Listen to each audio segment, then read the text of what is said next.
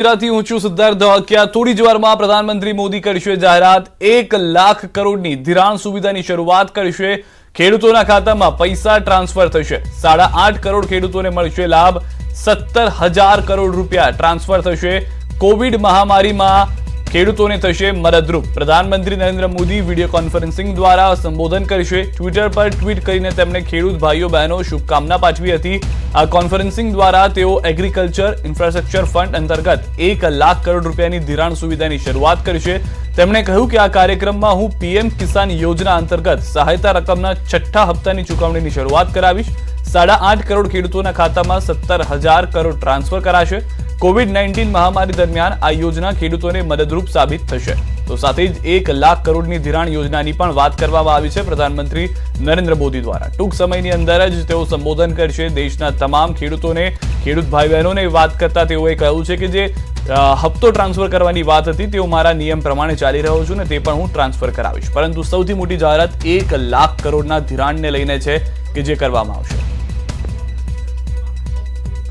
આત્મનિર્ભર ભારત ક્ષેત્રે ભારતનું મહત્વનું પગલું રક્ષા ક્ષેત્રે ભારત બનશે આત્મનિર્ભર 101 રક્ષા ઉપકરણો બનાવશે ભારત 101 રક્ષા ઉપકરણોની આયાત પર પ્રતિબંધ લગાવી દેવામાં આવ્યો છે રક્ષા મંત્રી રાજનાથસિંહે આ મોટી જાહેરાત કરી છે આત્મનિર્ભર ભારત માટે આ પ્રયાસ કરવામાં આવ્યો છે અને આગામી 5 થી 6 વર્ષની અંદર આ 101 જે ઉપકરણો છે તે તમામ ભારતની અંદર બનાવવામાં આવશે સ્વદેશી કંપનીને તેની બનાવટ માટે કહેવામાં આવશે ને આત્મનિર્ભર ભારત કઈ રીતે થઈ શકે છે રક્ષા ક્ષેત્રે તેનું આ ઉદાહરણ પૂરું પાડવામાં આવી રહ્યું છે તમામ જે કંપનીઝ છે તેઓ પાસે જવામાં આવશે તે કંપનીઝને બોલાવવામાં આવશે ને તેઓ પાસેથી આ 101 ઉપકરણોનું ઉત્પાદન કરવામાં આવશે આપણે ટૂંક સમય પહેલા જોયું છે કે એલએનટી તરફથી જે ટેન્ક બનાવવામાં આવી હતી ખુદ પ્રધાનમંત્રી તેમાં સવાર થઈને આવ્યા હતા તેવી રીતે તમામ સ્વદેશી હથિયારો જોવા મળશે રક્ષા ઉપકરણો જોવા મળશે સુમુલના પરિણામમાં ટાઈ પડી હવે પાર્ટી લેવલે અપાશે મેન્ડેટ પ્રમુખ અને ઉપપ્રમુખના નામ નક્કી થશે સોનગઢ બેઠક પર થયું હતું ફેર મતદાન ચિઠ્ઠી ઉછાળતા કાંતિભાઈ ગામિતની જીત હતી ભાજપની બંને પેનલની થઈ હતી 7 બેઠકો જેને લઈને ટાઈ થઈ હતી હવે પાર્ટી મેન્ડેટ આપવામાં આવશે પાર્ટી લેવલે અપાશે મેન્ડેટ પાર્ટી નક્કી કરશે કે કોણ હશે પ્રમુખ કોણ હશે ઉપપ્રમુખ બંને પેનલ ભાજપની હતી જેમાં ટાઈ થઈ 7 બેઠકો મળતા ટાઈ પડી હતી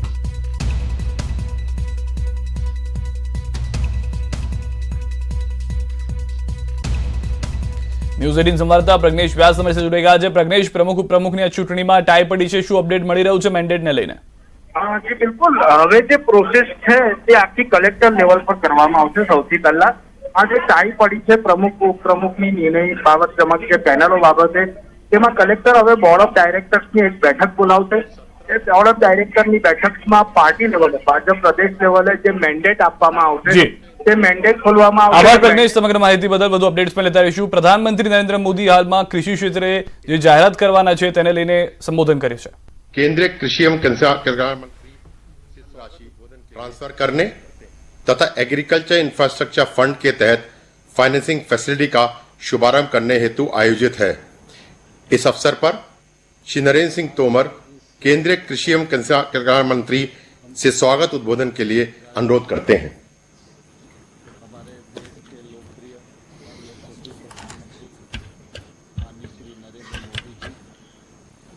आज के इस शुभ अवसर पर हम सबके मध्य विराजमान हमारे देश के लोकप्रिय और यशस्वी प्रधानमंत्री माननीय श्री नरेंद्र मोदी जी इस कार्यक्रम से देश भर में जुड़े हुए हमारे सहकारी समितियों के कार्यकर्तागण एफपीओ से जुड़े महानुभाव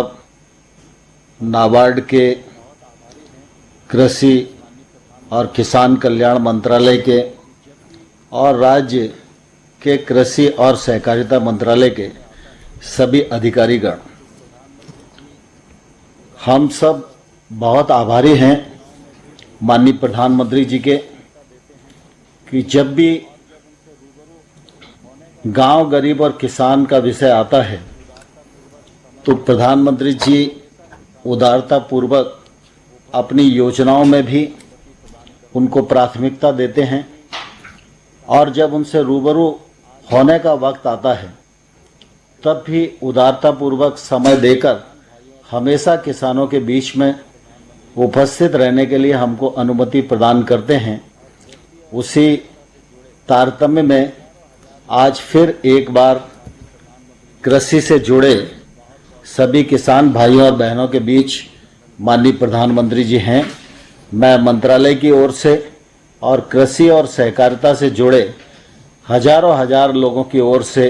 माननीय प्रधानमंत्री जी का हृदय से बहुत बहुत स्वागत करता हूं, बहुत बहुत अभिनंदन करता हूं। मुझे बहुत प्रसन्नता है कि प्रधानमंत्री जी ने लॉकडाउन के अवसर पर भी कृषि के क्षेत्र को जो अनुमतियां प्रदान की,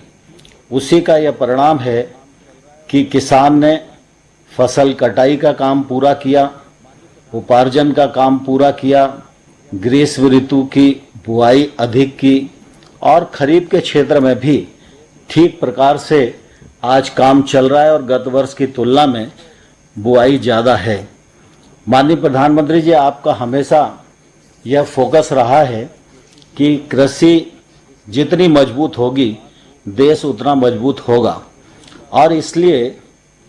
चाहे वो एफपीओ 10,000 बनाने का विषय हो, चाहे हर किसान तक केसीसी पहुँचे इसके अभियान चलाने की बात हो, चाहे डिजिटल कृषि का विषय हो, चाहे पीएम किसान योजना के माध्यम से सभी किसानों को डिजिटली पैसे ट्रांसफ़र करने का मामला हो और चाहे आत्मनिर्भर भारत के अंतर्गत 1 लाख करोड़ से अधिक कृषि अवसंरचना के लिए पैकेज देने का मामला हो, हर विषय में आपने इस क्षेत्र को प्राथमिकता पर रखा और कृषि के साथ जो सहायक धंधे हैं,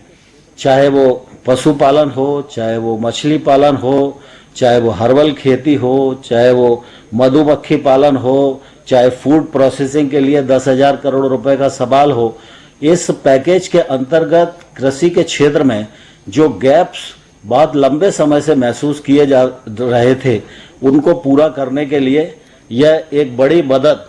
आपकी ओर से हुई है। इसलिए हम सब किसानों की ओर से आपका हृदय से बहुत बहुत स्वागत करते हैं, अभिनंदन करते हैं और सारा देश इस बात का साक्षी है कि कोई सोच भी नहीं सकता था कि मंडी से किसान को आज़ाद कर दिया जाएगा। कोई सोच नहीं सकता था कि बुआई के समय ही कानून के माध्यम से मिनिमम मूल्य का करार किसान कर सकेंगे, लेकिन कानूनी बदलाव के माध्यम से आपने किसान को आज़ाद भी किया और किसान को मिनिमम मूल्य मिले, इसके लिए कानूनी प्लेटफॉर्म भी उपलब्ध कराया। इस वजह से हम सभी किसानों की ओर से आपका इस अवसर पर हृदय से बहुत बहुत स्वागत और अभिनंदन करना चाहते हैं। सारा देश इस बात को जानता है कि 24 फरवरी 19 को आपने पीएम किसान योजना प्रारंभ की थी और तब से लेकर आज तक 75,000 करोड़ रुपया किसानों के खाते में सरकार के द्वारा भेजा जा चुका है और आज ये जो छठवीं किस्त है, छठवीं किस्त में 8.5 करोड़ किसानों को 17,000 करोड़ रुपया आज आपके कर कमलों के द्वारा किसानों की जेब में जाएंगे। पूरे देश के किसान आज बहुत ही उत्सुकता के साथ इस कार्यक्रम को आपका संबोधन सुनने के लिए लालायित हैं और मैं धन्यवाद देना चाहता हूं माननीय प्रधानमंत्री जी। 8 जुलाई को आपने कृषि अवसंरचना के लिए जो फंड आत्मनिर्भर पैकेज के अंतर्गत घोषित किया था, उसको मंत्रिमंडल से स्वीकृति प्रदान की। तब से आपके नेतृत्व में, आपके मार्गदर्शन में विभाग ने द्रुत गति से काम किया और आज हम बहुत ही प्रसन्नता के साथ कह सकते हैं कि 8 अगस्त को 1 महीना पूरा हुआ। आज 9 अगस्त है। 9 अगस्त भारत छोड़ो आंदोलन की भी तिथि है और आज भगवान बलराम जी का भी जन्मदिन है और इस महत्वपूर्ण दिन पर 2282 पैक्स को 1128 करोड़ का ऋण आपके कमलों द्वारा स्वीकृत किया जाएगा। यह मैं समझता हूं कि अपने आप में ऐतिहासिक कदम है। मैं इस अवसर पर समूचे किसान जगत की ओर से आपका हृदय से बहुत बहुत स्वागत करता हूं, बहुत बहुत अभिनंदन करता हूं। धन्यवाद महोदय। ट्रांसफर हो जाएगी। अब माननीय प्रधानमंत्री जी से अनुरोध है कि वे बटन दबाकर पीएम किसान योजना के अंतर्गत सम्मान राशि का अंतरण करें। 17,000 करोड़ रुपए की सम्मान राशि लाभार्थियों बैंक खातों में तत्काल ट्रांसफर हो जाएगी। खड़ा होना पड़ेगा, पीएम खड़े हो गए। जैसे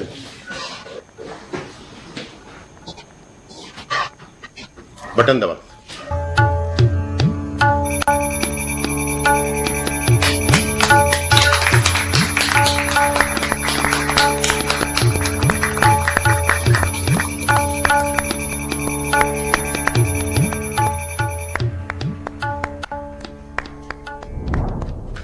તો જરૂરિયાત લોકોને મદદ માટે, જરૂરિયાત ખેડૂતોને મદદ માટે પ્રધાનમંત્રી તરફથી આ